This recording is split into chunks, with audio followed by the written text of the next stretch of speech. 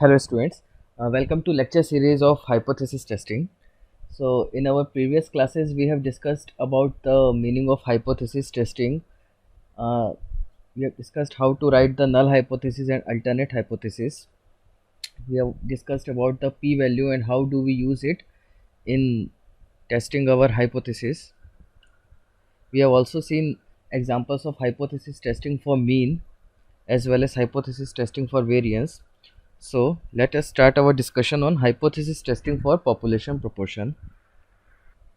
So here what we do, let us take a population of inventory of mobile phone produced from a mobile phone factory. Let us consider that it has got a population of 10,000, and the accepted fact is that the defective percentage is 2%. Okay, so we want to perform a hypothesis testing to estimate whether the population proportion of the defective mobile phone is 2%. Okay, so for this what we do, we collect a sample from it.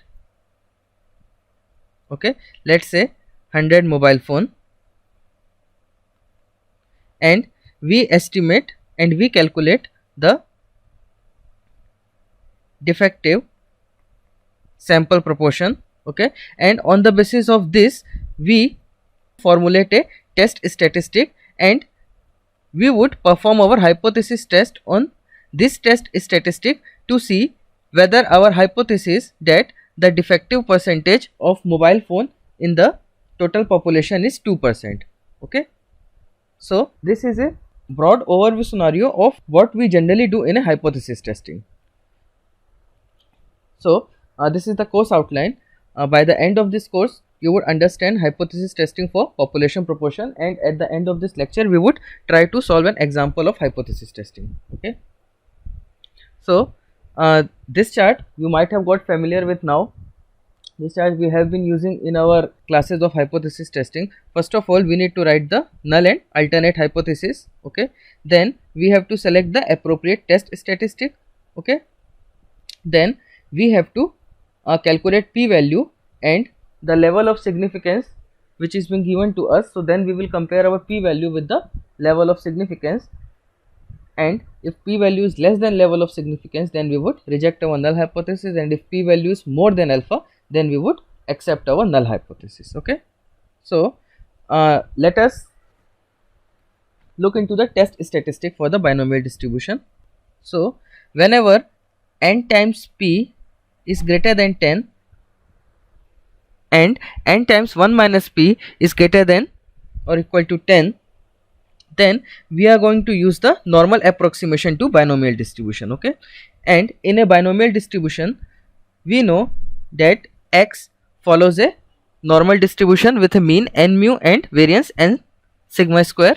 Okay, here what is x? X is the number of success in n trials, p is the probability of success in a single trial. If we agree that x follows a normal distribution, then it can be easily written that x minus mu divided by sigma is the z score. Okay, and which is distributed as standard normal. Okay, so this I have written over here, it is x minus np divided by root over np times 1 minus p is the z score, and which is distributed as standard normal distribution. Okay, so for the null hypothesis we know that we want to test the hypothesis whether our true population proportion is equal to p naught. Okay, so then we would replace p by p naught and this would become our z score. Okay, so once we calculate our z score, then depending upon the confidence level, let's say we want to test our value for the confidence level of 95%, then this must be 2.5%, this must be 2.5%. Okay, so this is the zone of rejection. Okay, so if our z score lies beyond this point, that is here, then we would reject our null hypothesis. Similarly, if our z score lies beyond this point towards the extreme side, then we would reject our null hypothesis. Okay, so let us try to see an example. In a 1-year mortality investigation, 45 of the 250 90-year-old present at the start of the investigation died before the end of the year. Assuming that number of death has a binomial distribution, test whether this result is consistent with a mortality rate of q is equal to 0.2 for this age. Okay, so we are testing. What are we testing? Let us first write out the null hypothesis. Null hypothesis is mortality rate is equal to 0.2. Now, why the number of deaths follows the binomial distribution? Because either the person is going to die before the end of the year or he is going to survive at the end of the year. Okay, so there are only two possible outcomes. Okay, so that's why we are using the binomial distribution. So H naught is Q, that is the mortality rate, is equal to 0.2, and what is HA? HA would be Q is not equal to 0.2. Okay, so we have already seen our test statistic. It is x minus n q naught divided by n q naught 1 minus q naught. Now here, what is x and what is n? X is the number of death in our sample. Okay, so the number of death, that is 45 of the 250 90-year-old. Okay, so here x would be 45 and n would be 250.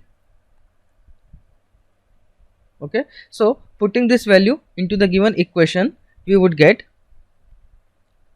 45 minus 250 times 2 divided by under root 250 times 0.2, 1 minus 0.2. This is our Z statistic.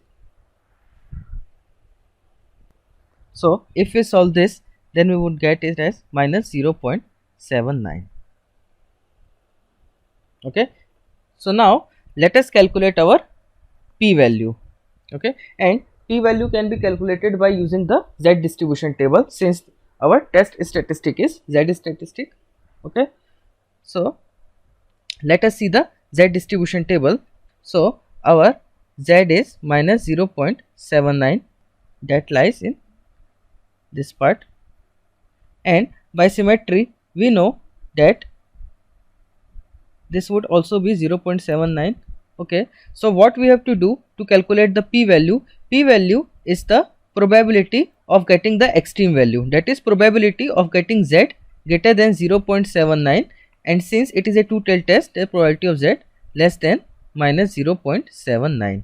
Okay, so area under this shaded curve plus the area under this shaded curve would represent our p value. Okay, so let us calculate the probability of getting a sample greater than 0.79. Okay, so here 0.79 is corresponding to this point. Okay, that is 0.78524. so what is this value, 0.78524? This value would be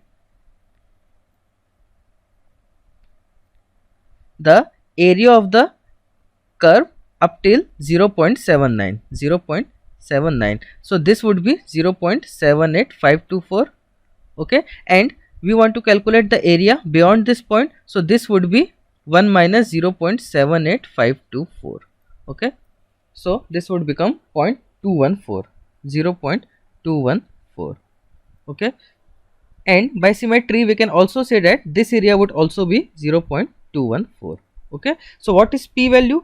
P value would be twice 0.214, which would come out to be 0.428. so now we have calculated p value to be 0.428. okay, and since the level of significance is not given in the question, we can assume that level of significance is 5%, that is we are testing it for the 95% confidence interval. Okay, so for alpha is equal to 5%, that is 0.05. okay, so now we can easily see that p value, that is 0.428, is greater than alpha, which is 0.05. okay, so if this is the case, we have already seen we would accept our null hypothesis, which is that the mortality rate is 0.2 for this age. Why we would accept our null hypothesis? Because there is insufficient evidence to reject H naught at the 5% level. Okay, so that's all for now. Thank you. Keep watching, keep enjoying.